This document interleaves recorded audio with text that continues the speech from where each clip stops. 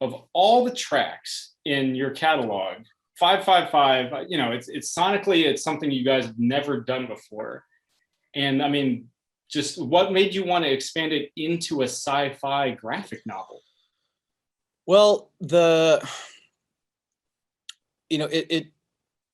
comic adaptation kind of stems from the characters of the video. I don't think it's necessarily that much an outlier when you're taking into consideration like everything that we've done, but definitely on our album Surviving, like that's mostly like guitar rock, a collection of guitar rock ideas, and then there's 555, which is like, not. But I don't think it's too far. I don't think it's crazy outside the boundaries of what we do and what we'd like to do. But it definitely was an outlier. So there was room to kind of go far away from the typical visual side of things that we normally put out. Right. Yeah. I've always been, I mean, there's like early 80s, mid 80s, 80s, MTV is just scorched into my brain, into my psyche, into my soul. Like the imagery from, watching, Def Leppard with gigantic swords that are lit up in, this apocalyptic Thunderdome thing in Rocky Like a Hurricane. It's kind of like, I thought that was badass. And yeah. So like those sort of like elements they're just a part of like my musical like everything. This is a part of me, really. Sure. And I've always been I really like the Bop Till You Drop video by Rick Springfield. Mm-hmm. Where there's this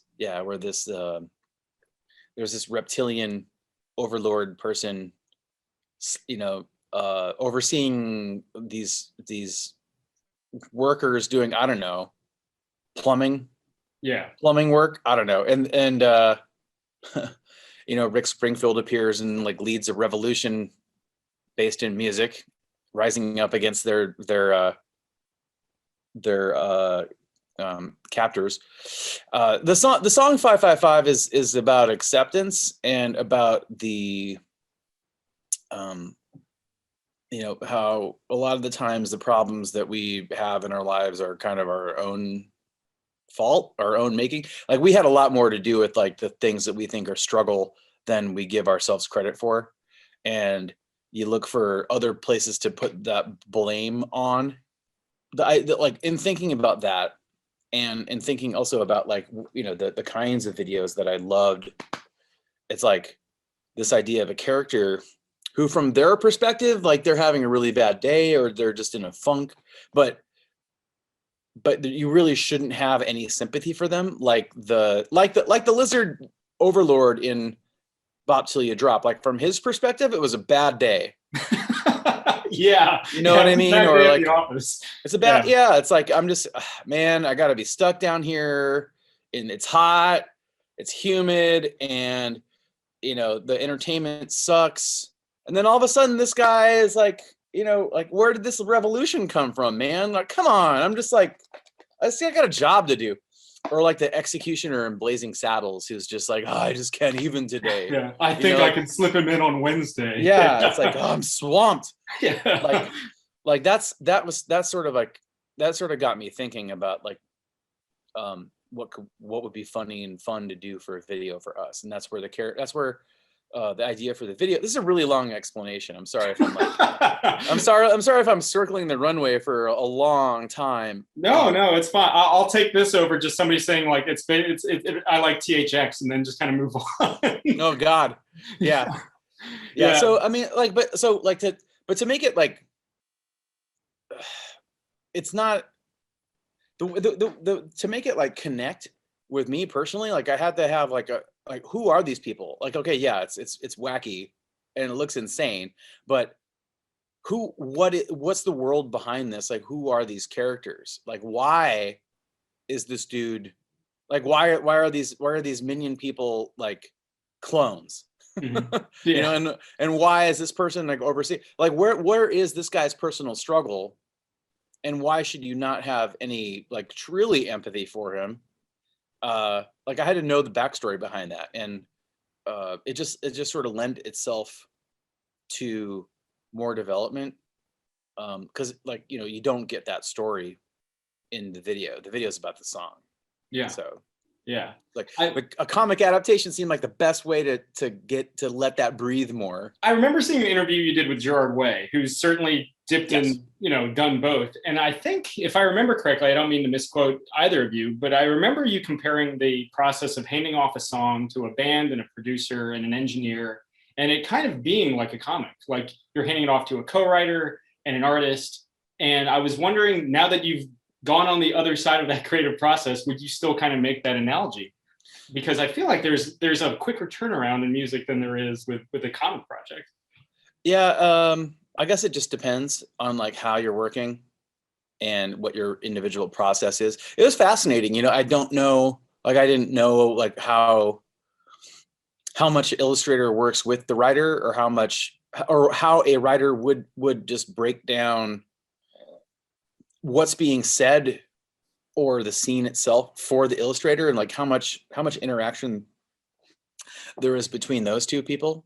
Um, it is sort of like I think it's more of like a band editing process than it is like handing off to a producer or handing off to. I mean, I don't know. I guess like it probably happens any number of ways. Just like there's a million different ways musician people work.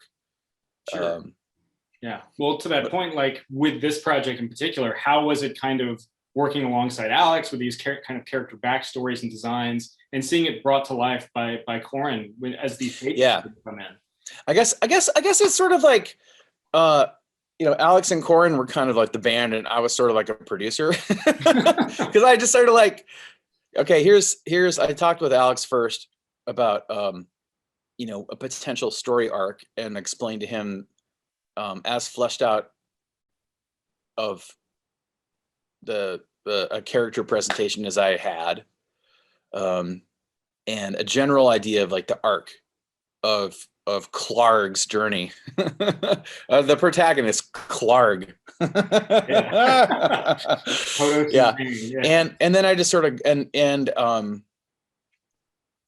I picked out Koren because of his work. Like, it's just the perfect vibe, the perfect mix of sci-fi, fantasy, and just atmosphere Mhm. that I thought would be perfect for this. And then I just sort of got out of the way. Like there really wasn't anything that was off. I think because we've done such good work setting it up and providing the environment to explore, like there was really I had no notes the entire time going back and forth with them because they just nailed it. Something I always loved about Jimmy Eat World, not to get my nose too brown, but something that I always enjoyed was how visually evocative some of those lyrics were. Like you look at Paul Roger, for example, on Okay, yeah. yeah, like that's like a Midnight in Paris. Or you look at even something like that comes off as a simple kind of like power pop song like Praise Chorus. You could do like a sliding doors thing with that, and I always appreciated that kind of storytelling sensibility in the lyrics. So with that in mind, was it easy? Like, all due respect to Rick Springfield, was it easy to kind of like come up with this kind of like sci-fi idea based on 555? Oh yeah, yeah, totally.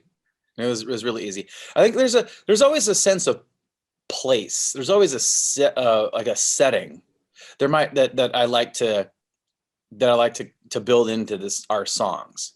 Um, it might not be at all what someone else picks up on as the setting, but for me, like I get excited about music when when I can listen back to it and think of like and get like a sense of place around it.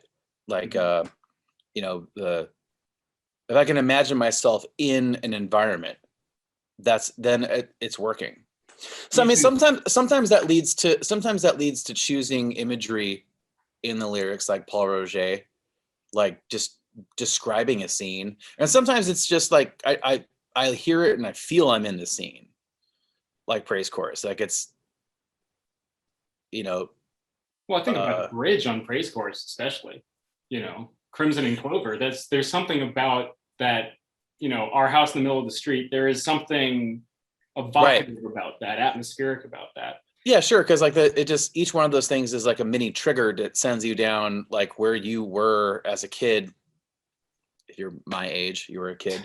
It was probably, maybe you're a kid now, and like, but That's it why I sends grow you the mustache, really. yeah, it sends you somewhere, and Yeah. you're all of a sudden you're there, and that association is what it's what makes music special.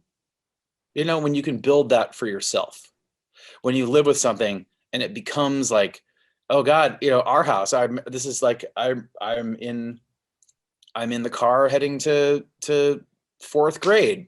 I'm on a road trip to Disneyland right now, or I'm going to San Diego with my family, and I remember our house is on the radio. Like, when you take as an example, when you take the time to like live with music, you start to build those associations with it, and then it's yours. Mm-hmm. And that's powerful. Well, is that how is it translating that verisimilitude and that personal connection to such kind of a far out concept? I think it's by rooting it in something very real, like, and something,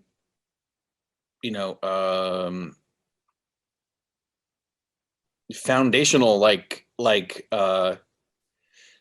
discovering that you are wrong, and when you decide, and then seeing a personal benefit, a personal reward when you admit to yourself that you're wrong, and try to take action to correct whatever it is that's happening. Instead of doubling down and doubling down and doubling down, just trying to protect your ego, when you're willing to let some of that in and go with it, and seeing that like you don't die, and actually things you end up in a place you never expected that's better, then that is powerful, and that's a human experience. And if you can put a little bit of that into like the journey of an imaginary like evil overlord overseeing a workforce of clones in some other galaxy, like, then that's a win.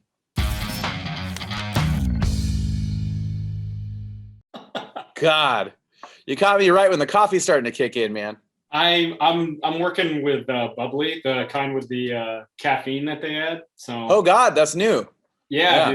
Dude, once you have it, you can't go back to the regular stuff. Game changed. Yeah.